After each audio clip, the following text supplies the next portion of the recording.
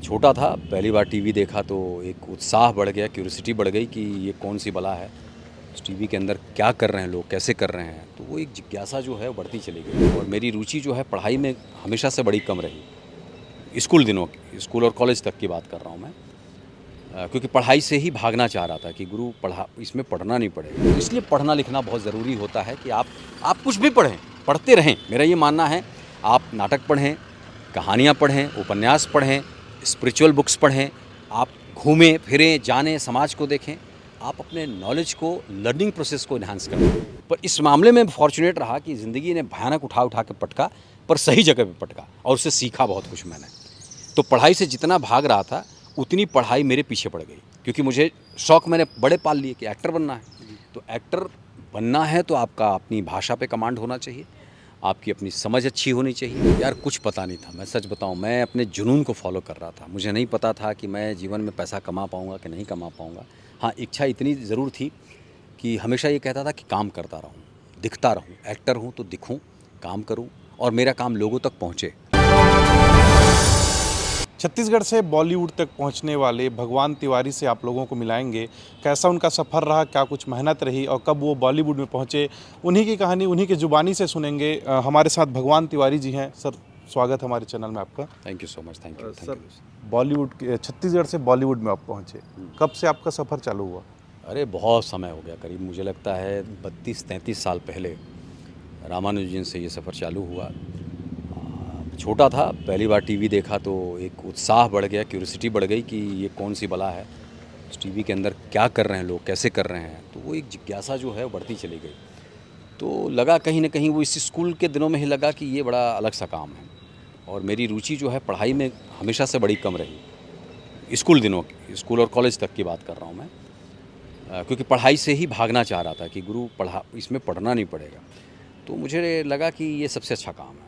तो फिर इसके बारे में थोड़ी थोड़ी जानकारी, थोड़ा, लेकिन रास्ता नहीं मिल पा रहा था क्योंकि मध्य प्रदेश का आखिरी ज़िला, आखिरी गांव, कोई एक्सपोज़र नहीं, कुछ ऐसा नहीं था, कोई ऐसा सर्कल में नहीं था जो फिल्म इंडस्ट्री के बारे में और तमाम चीज़ों के बारे में बता भी पाए। तो एक लंबी यात्रा तय की और करते करते फिर भोपाल पहुंचा। भोपाल से पता चला कि national school of drama Delhi में है, वहाँ जाके आप अच्छे एक्टर हो सकते हैं। मैं कहा अच्छा एक्टर तो होना है। तो भोपाल से मैं, कोई एक मार्गदर्शक थे हमारे, आलोक चटर्जी साहब, उनसे जानकारी मिली। फिर वहाँ से मैं दिल्ली गया। तो दिल्ली में काफ़ी साल तक थिएटर करता रहा, क्योंकि ये एक था कि अच्छा एक्टर, क्योंकि गढ़ है, थिएटर का गढ़ है। तो हमारे सीनियर मनोज बाजपेयी साहब, आशीष विद्यार्थी साहब, पीयूष मिश्रा जी, इन सबों को बड़ा वहाँ पे देखा। और भी बहुत सारे एक्टर्स थे, तो उनको देखा परफॉर्म करते हुए। तो मुझे लगा यार इनकी तरह एक्टर बनना है, इससे कम तो नहीं बनना है, क्योंकि इससे कम में टिक नहीं पाएगा और मज़ा भी नहीं आएगा जीवन में। अच्छे एक्टर तो मतलब बनाने के लिए अपने आप को खपाना पड़ेगा। मैं कहा खपाऊँगा। तो वो लगभग करीब 10-12 साल लगातार थिएटर करता रहा। तो लंबे समय तक थिएटर करने से थोड़ा कॉन्फिडेंस आ गया कि नहीं, मैं अब कोशिश करके मुंबई जा सकता हूँ और वहाँ पे प्रयास कर सकता हूँ कि भाई मुझे काम मिले। बट नहीं पता था कि वहाँ एक अलग लड़ाई है। वहाँ जाने के बाद संघर्ष का दौर चालू हुआ। अब वो संघर्ष इतना लंबा हो गया कि वहाँ तो समंदर है वो। मतलब यहाँ दिल्ली में अगर 100 एक्टर थे तो वहाँ लाखों में एक्टर थे। तो समझ में नहीं आया कि अगर किसी प्रोडक्शन हाउस में हम जाएं, किसी प्रोड्यूसर से मिलें, डायरेक्टर से मिलें, तो क्या बोलें कि मैं क्या करने आया हूँ। तो वो सालों साल लग गए इन चीज़ों को समझने में, फिर ऑडिशन क्रैक करने में। तो इस तरीके से बड़ा एक लंबा दौर, लंबा संघर्ष रहा। टीवी से बामुश्किल अपना थोड़ी बहुत पहचान और रोज़ी रोटी चल रही थी, लेकिन कोई स्पेसिफिक ऐसा काम नहीं आ रहा था जिससे मैं कह सकूं कि हाँ ये अल्टीमेट काम हो गया है और अब मेरा स्ट्रगल कम हो गया। वो सालों साल चलता रहा। तो तो आप कह रहे थे स्कूल से भागता था, पढ़ाई से भागता था, हाँ, एक्टिंग की दुनिया में पहुँचे, वहाँ भी आपने क्या कोई शिक्षा ग्रहण की या फिर हाँ, मैं वहाँ वो भी? बता रहा हूँ आपको। वो अच्छा सवाल किया आपने। जैसे जैसे ये उन लोगों के लिए भी है कि जो बच्चे ये सोचते हैं कि एक्टर बनने के लिए पढ़ना नहीं पड़ेगा, वो सीधे अपने डांस और एक्टिंग से सरवाइव कर जाएंगे या अच्छे एक्टर बन जाएंगे। तो नहीं, वो उनकी गलतफहमी है, उनको जानकारी नहीं है। एक एक्टर, अच्छा एक्टर बनने के लिए आपको बहुत पढ़ना पड़ता है और पढ़ना पड़ेगा साहित्य, जिसमें आप वर्ल्ड लिटरेचर, इंडियन भारतीय साहित्य को पढ़ें, ड्राइंग, पेंटिंग, आर्ट, जितने तरह के क्राफ्ट होते हैं वो कब से शुरू हुआ, समझ रहे? तो जितने आर्ट फॉर्म है उसकी जर्नी क्या रही है।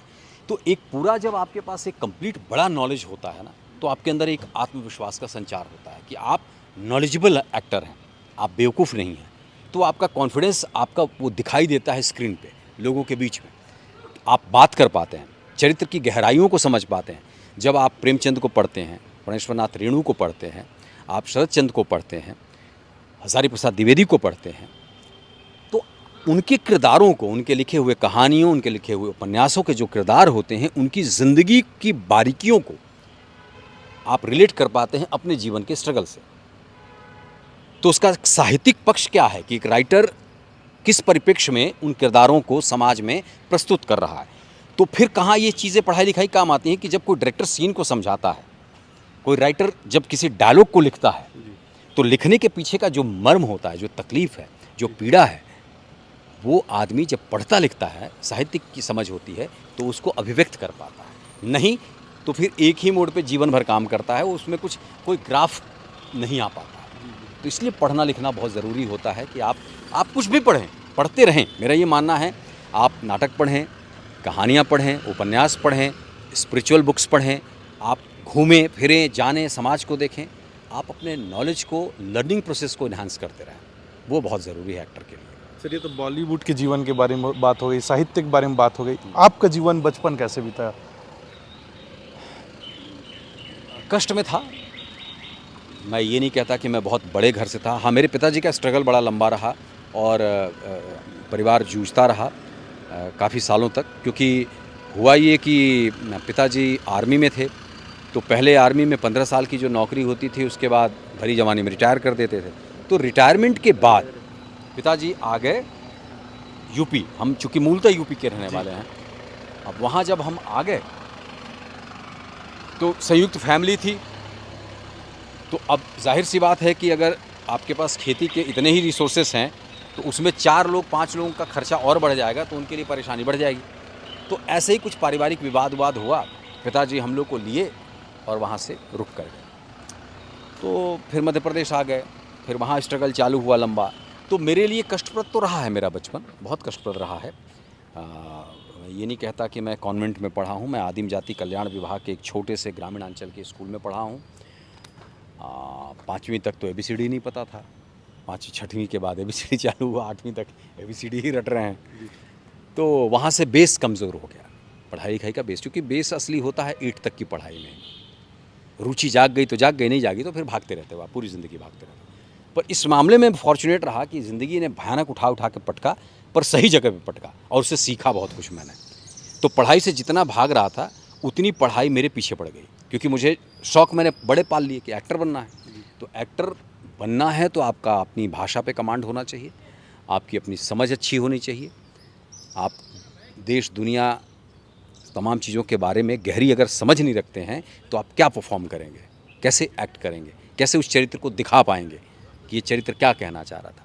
क्योंकि मैंने पुलिस में ही वो मेरी पढ़ाई लिखाई, मेरा नॉलेज कैसे काम आया, मैं आपको एग्जांपल देता हूँ कि आपने पुलिस में मुझे बहुत देखा होगा। तो मैंने पुलिस में भी, मैं सिर्फ यूनिफॉर्म नहीं पहनता था और मैं सिर्फ कभी नहीं बोला कि यू आर अंडर अरेस्ट, कभी नहीं बोला। मेरे डायलॉग्स होते थे प्रॉपर, सीन्स होते थे प्रॉपर, कैरेक्टर होता था प्रॉपर, उसका कैरेक्टराइजेशन करता था मैं प्रॉपर, उसके शेड्स दिखाता था मैं प्रॉपर। अगर वो ईमानदार है तो उतना ही ईमानदार आदमी मैं अपने पूरे व्यक्तित्व से दिखाता था। उसका एग्जांपल आपको घड़ी डिटर्जेंट के ऐड में मिलेगा कि एक ईमानदार police officer second hand TV और फ्रिज खरीदने आता है अपने बच्चे के लिए, क्योंकि वो ईमानदार है, वो ऊपर से रिश्वत नहीं लेता है, ठीक। और वहीं पे एक करप्ट पुलिस ऑफिसर है जो मसान में एक लाचार बाप को उससे 3 लाख रुपए कैसे वसूलता है, उसके हलक में हाथ डाल के। वहीं पे वो एक करप्ट पुलिस ऑफिसर, वहीं पे बाबू मोशाय में एक जो क्या सुपारी लेने वाले जैसे होते हैं, उस किस्म का वो किरदार था। लेकिन वो अपनी पत्नी से कैसे अटैच है, अपने बच्चों से कैसे अटैच है, कैसे चाहता है कि मेरी एक बेटी हो जाए। उसके 7-8 बच्चे हैं, ठीक, उनमें से चाहता था कि सब बेटे बेटे हैं, एक बेटी हो जाए। तो वो शेड में परिवर्तन या उसको डिफ्रेंशिएट तब कर पाते हो जब इतना समझ हो आपके पास कि छोटे छोटे सीन्स में ह्यूमर कैसे करना है, छोटे छोटे सीन्स में इमोशन को कैसे जनरेट करना है ना, वो टाइमिंग होती है। और परफॉर्मेंस वाइज देखा जाए तो बाबू मोशाय मेरे लिए ना बड़ा टफ था, लेकिन उसको ईजी वे में इसलिए कर गया कि समझ डेवलप हुई। समझ रहे हो, नहीं तो मुश्किल होता है, तो इसलिए पढ़ना बहुत ज़रूरी होता है। अच्छा, जब आप घर से निकले होंगे, क्या कुछ पैसा लेकर के, कैसी उम्मीद लेकर निकले थे यहाँ से? यार कुछ पता नहीं था, मैं सच बताऊं, मैं अपने जुनून को फॉलो कर रहा था। मुझे नहीं पता था कि मैं जीवन में पैसा कमा पाऊंगा कि नहीं कमा पाऊंगा। हाँ, इच्छा इतनी ज़रूर थी कि हमेशा ये कहता था कि काम करता रहूं, दिखता रहूं, एक्टर हूं तो दिखूं, काम करूं और मेरा काम लोगों तक पहुंचे, लोग मुझे पहचानें, अप्रिशिएट करें।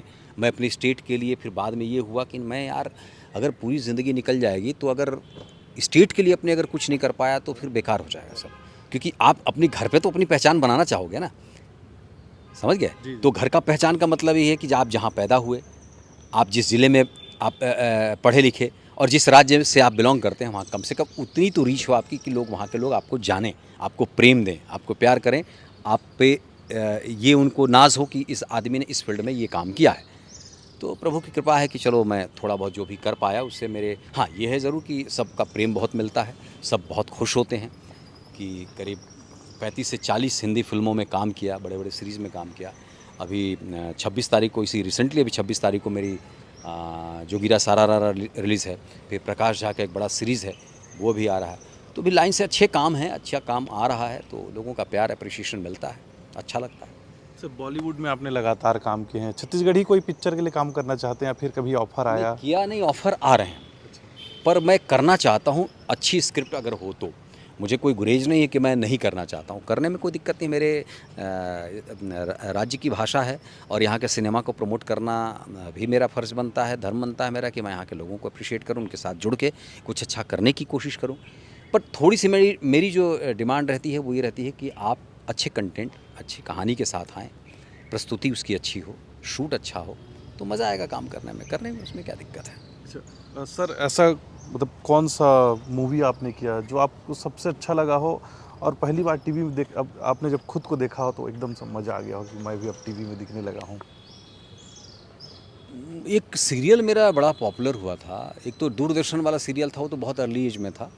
बाद में एक सीरियल मेरा आया था गुलाम, वो लाइफ ओके पे आता था। वो काफ़ी बहुत एग्रेसिव अच्छा कैरेक्टर था, नेगेटिव शेड में था, पर अच्छा था और उसको करने में बहुत मज़ा आता था क्योंकि वो मेरी एज से ज़्यादा एक एज के किरदार को मैं निभा रहा था। मेरे 2-3 बड़े-बड़े बेटे थे, तो उनका एक गार्डियन जो होता है और हरियाणा का जाट किस्म का एक कैरेक्टर था। बहुत ज़बरदस्त, बड़ी-बड़ी दाढ़ी थी मेरे, पगड़ी थी और करने में बहुत मज़ा आता था। तो वो मुझे प्रतिदिन रोज़ मज़ा आता था करने में। उसके बाद फिर स्टार प्लस का एक शो था कृष्णा चैन लंदन, जी। वो करने में बहुत मज़ा आया, उसको भी मैंने बहुत एंजॉय किया। उसके बाद टीवी बंद कर दिया क्योंकि टीवी में फिर वही है कि एक ही किरदार को करते ना आप ख़त्म हो जाते हो। उसी किरदार में हाँ, उसी में बार-बार आ रहते रहे हो। हैं। अब वो क्या होता है ना कि आपके हैबिट में आने लगता है और मैं चूँकि रंगमंच का कलाकार रहा हूँ तो एक ही किरदार में रह के टाइप्ड होना मुझे पसंद नहीं है। कुछ नया, कुछ नया, कुछ नया, तो मज़ा है ना जीवन में।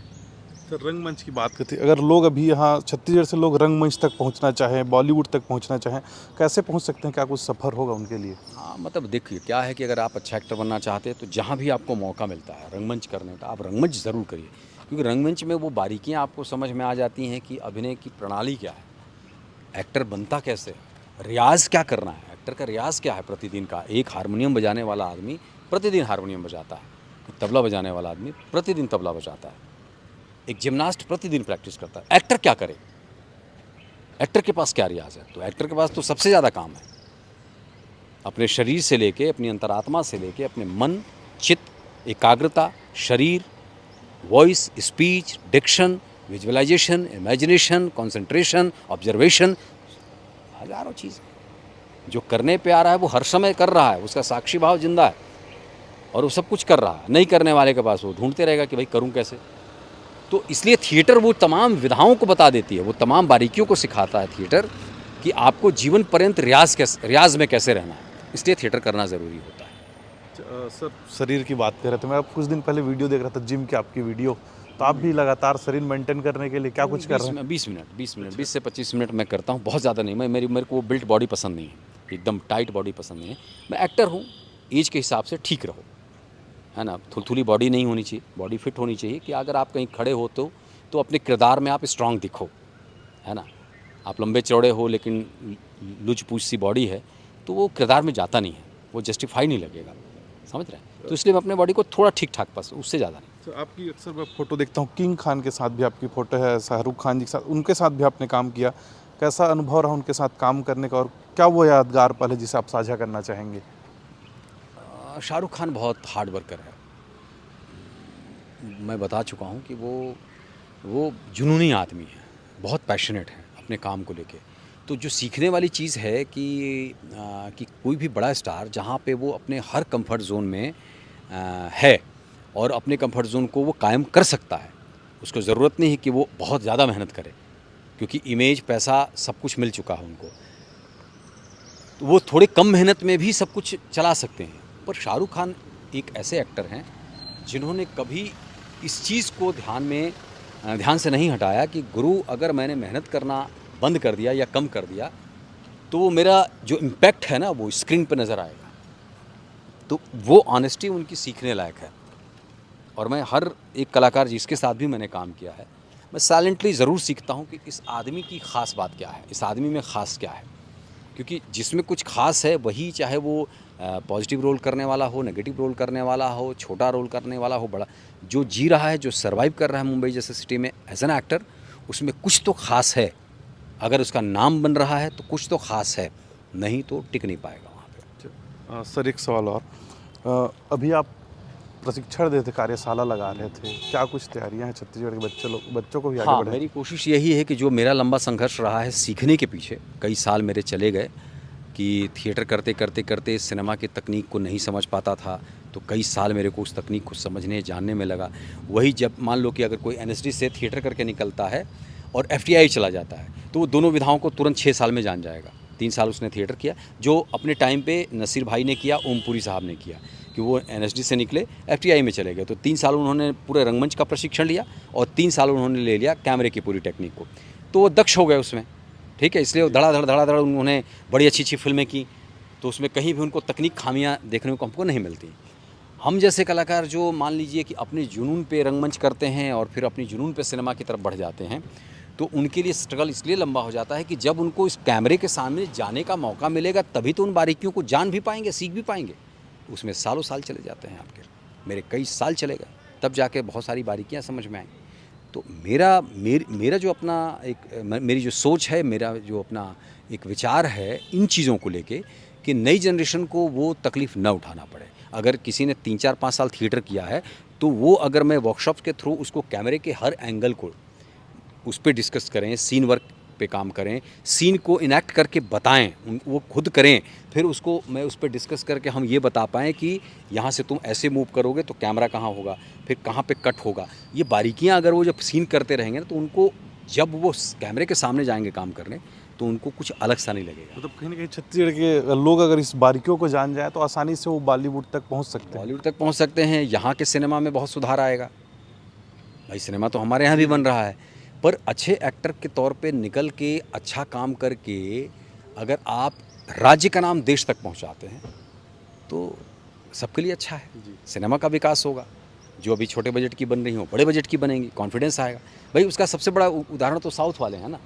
उन्होंने अपने आज से 30 साल पहले आप देख लो, छोटी छोटी फिल्में बनती थी, कम बजट की फिल्में बनती थी, पर धीरे धीरे उन्होंने मेहनत करके, हार्डवर्क करके अपने आप को कहाँ से कहाँ पहुँचा। अगर कोई डबिंग करना चाह रहा है साउथ मूवी की, तो ऐसे ही दिन आके छत्तीसगढ़ी पिक्चर की ही डबिंग हो। बिल्कुल, हज़ार करोड़ के बजट की फिल्में बना लेते हैं। वो कैसे बना लेते हैं? सर अंतिम सवाल, आप अक्सर पुलिस की किरदार में या फिर विलन के किरदार में दिखते हैं, कभी ऐसा नहीं लगा कि हीरो किरदार में मैं दिखूं? नहीं, वो हीरो वाले कोई गलतफहमी पाली ही नहीं मैंने। अच्छा। क्योंकि जीवन में गलतफहमी अगर पाला होता ना तो ख़त्म हो गया होता।